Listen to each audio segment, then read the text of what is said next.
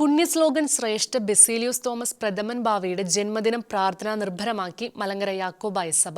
പരിശുദ്ധ കുർബാനയ്ക്കും ഖബറിങ്കൽ ധൂപപ്രാർത്ഥനയ്ക്കും സഭാധ്യക്ഷൻ ഉൾപ്പെടെയുള്ള മെത്രാപ്പോലിത്തമാർ നേതൃത്വം വഹിച്ചു.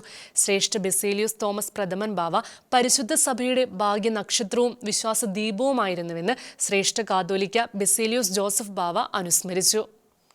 ശ്രേഷ്ഠ ബെസേലിയോസ് തോമസ് പ്രഥമൻ ബാവയുടെ ദേഹവിയോഗത്തിനു ശേഷമുള്ള ആദ്യ ജന്മദിനമായ ജൂലൈ 22-ന് ശ്രേഷ്ഠഭാവ ഖബറടങ്ങിയിരിക്കുന്ന പുത്തൻകുരിശ് പാത്രിയാർക്ക സെന്റർ സെയിന്റ് അത്തനേഷ്യസ് കത്തീഡ്രലിൽ അഭിവന്യ ഏലിയാസ് മോർ അത്തനാസിയോസ് മെത്രാപ്പൊലീത്ത വിശുദ്ധ കുർബാന അർപ്പിച്ചു. ശ്രേഷ്ഠ കാത്തോലിക്കയും മലങ്കര മെത്രാപ്പൊലീത്തയുമായ ആബൂൻ മോർ ബെസേലിയോസ് ജോസഫ് ബാവ അനുസ്മരണ സന്ദേശം നൽകി. പുണ്യശ്ലോകനായ ശ്രേഷ്ഠഭാവ പരിശുദ്ധ സഭയുടെ ഭാഗ്യനക്ഷത്രവും വിശ്വാസദീപവുമായിരുന്നുവെന്ന് ശ്രേഷ്ഠ കാതോലിക്ക ബാവ പറഞ്ഞു.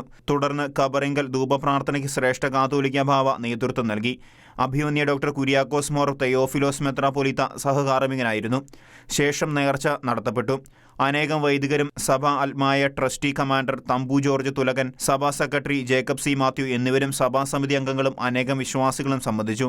50 വർഷക്കാലം മലങ്കര യാക്കോബായ സഭയിൽ മഹാപുരോഹിതനായും ശ്രേഷ്ഠ കാതോലിക്ക ഭാവയായും സഭയെ ശുശ്രൂഷിച്ച് ആത്മീയമായും ഭൗതികമായും സുവിശേഷപരമായും വളർത്തിയെടുക്കാൻ അക്ഷീണം പ്രയത്നിച്ച കർമ്മയോഗിയും മലങ്കരയുടെ താപസ ശ്രേഷ്ഠനുമായിരുന്നു പുണ്യശ്ലോകനായ ബെസേലിയോസ് തോമസ് പ്രഥമൻ ബാവ.